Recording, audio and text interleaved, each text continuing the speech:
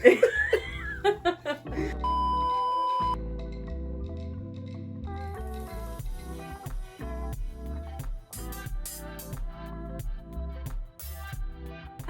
everybody, welcome back to Third Act Thursday.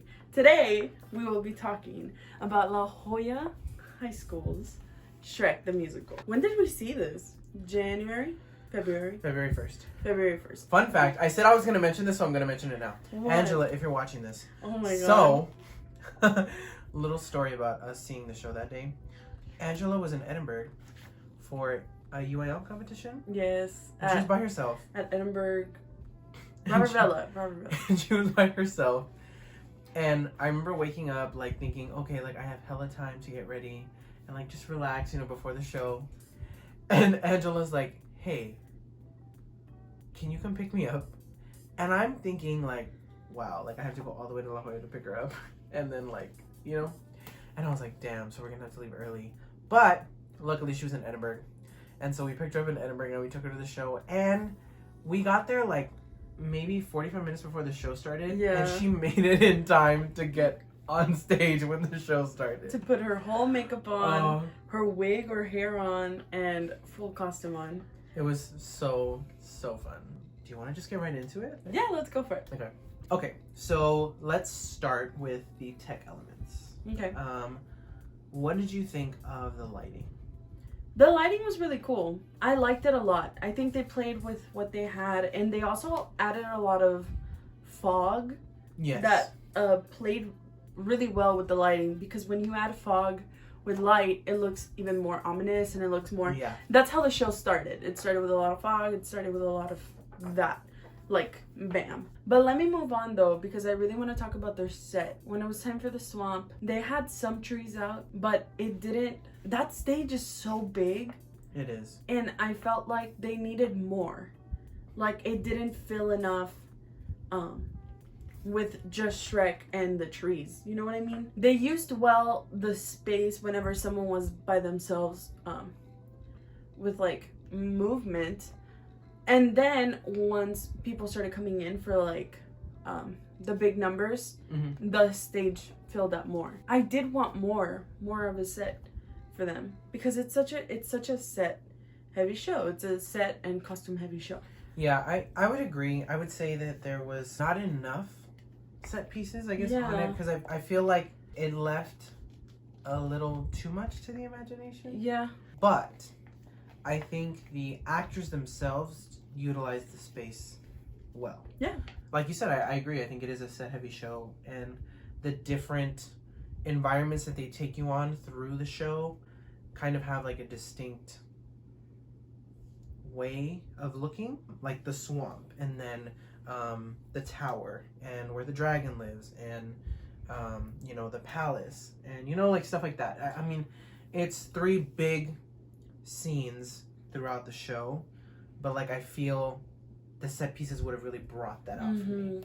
And you know, whenever I see a show that needs a lot of that, needs a lot of like a lot of lighting, a lot of set, a lot of costumes, the more detail, the more the audience pays attention to it. Honestly, like the more care you put into a show like that, the more people are gonna enjoy it. All right, do you want to move on? What was that? Do you want to move on? Let's move on to performance elements. Let's move on to my favorite part. Let's talk about vocals. I thoroughly enjoyed every single ensemble number.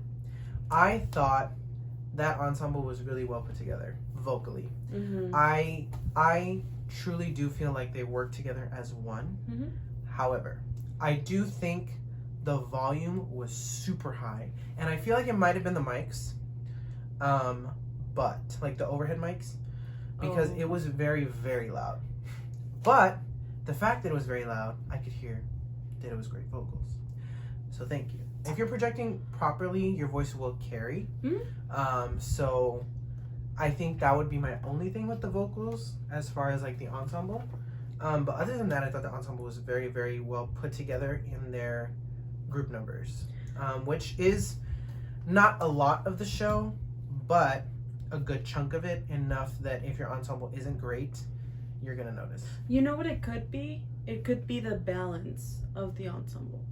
That's possibly what happened. It probably wasn't a mic situation. It was probably when you have a big ensemble, you want to make it loud, but the fact that you have 30 people on stage is good enough. Probably the levels and the balance of the ensemble altogether. But I completely agree. They had really great performances when it came to the ensemble numbers. Yes. A vocal standout for me. The donkey that we saw, his name was Michael Alva.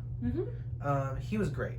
Vocally, acting, just character in general, I loved his performance. Me too. I thought it was very, very enjoyable. And I think he really captured the essence of who Donkey is. And it was still kind of like an homage to Eddie Murphy's version. Yeah. But he made like a few little tweaks Things here and there that were that like kind of his own. And I loved it. We saw Fernanda as regular Fiona, As right? human Fiona, yes. Human Fiona. Correct. That's the word. She did a really good job when it came. Oh my god, her acting. Let's move on to acting. Well, I wanted to talk about her vocals. And then we can go on to the... Because she was a standout for me. Okay. However, I wanted more. I felt like, Fernanda, I hope you're watching this. I really hope you're watching this. I loved your performance. I really did. But I felt like you were holding back. And those songs are hard to sing. They are. And the Queen Sutton Foster herself originated them.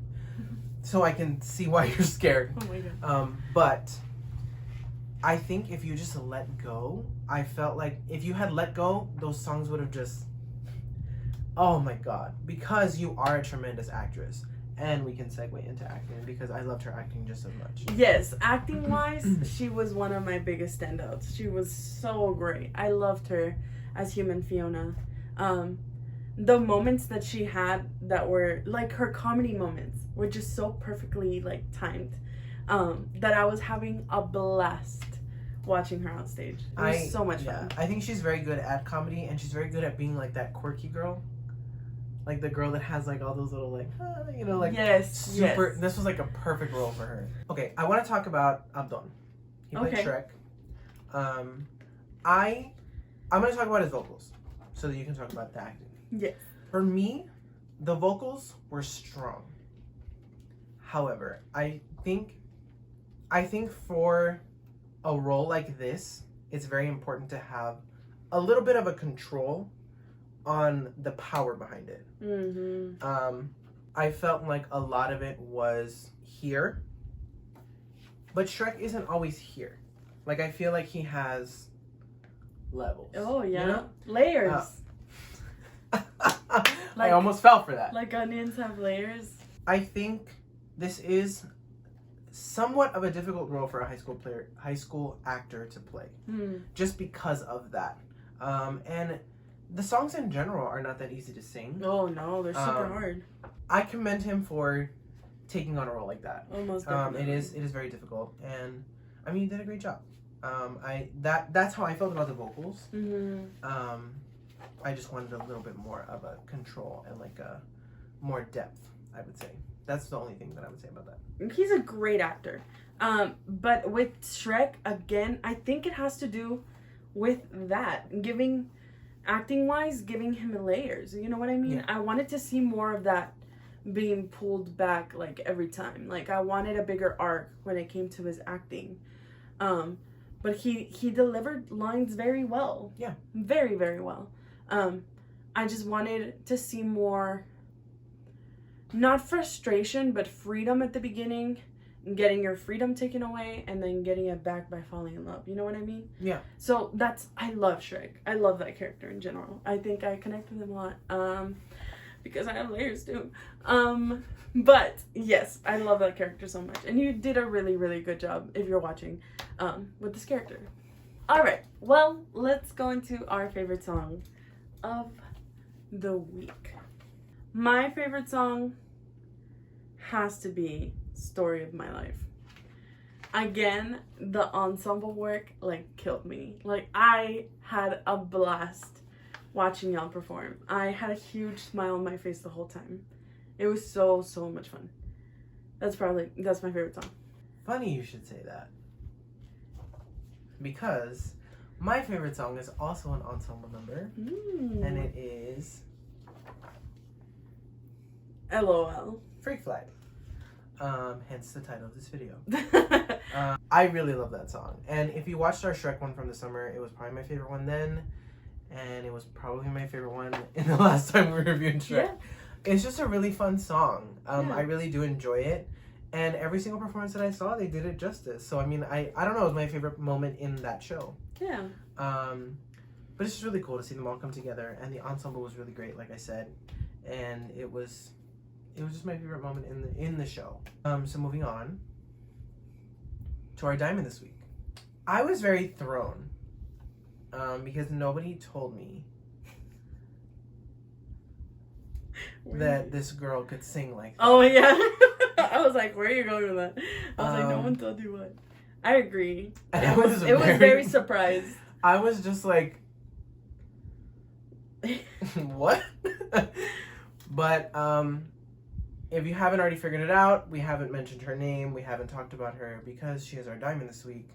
Her name is Anaí Cervantes. Yes. And she played Pinocchio. This was a really cool role because I want to say this is the first time we've seen a girl play Pinocchio. Yeah. And honestly, I'm really here for it. Yeah. I'll talk about vocals for her.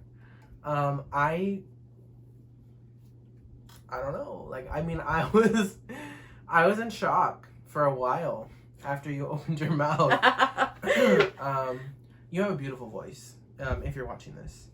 And it was really cool to see you on stage. Absolutely. I mean, I think, like, just owning it and killing every song. Like, I really felt like she was the leader of the ensemble in a way. And I think that's what Pinocchio is supposed to be. Yep. So, I really enjoyed her performance. Acting wise, she was absolutely phenomenal. I mean, her comedy was just outstanding. Outstanding. I had a blast watching her. Like, it was so much fun watching her up there. I want to see more of her. And now knowing that she's a sophomore, I'm glad that we're going to be able to see more of her. Alright, everybody. Well, that's it for today's video. Don't forget that our Spring Break Spectacular is up already. And if you have time, go watch it. I mean, I think we all have a little bit of free time. And I'm so upset and so sad that a lot of shows had to close because of everything that's happening. But it has to happen. It's a preventative situation, and we completely understand that these things have to happen. Okay, next week we're gonna be reviewing Nikki Rowe's Into the Woods, which I adored, but we'll talk about that later. Alright guys, so that's all we have for you today. Thank you so much for watching this video. I hope you enjoyed it, and as always, don't forget to like, comment, and subscribe. Thank you so much. Bye!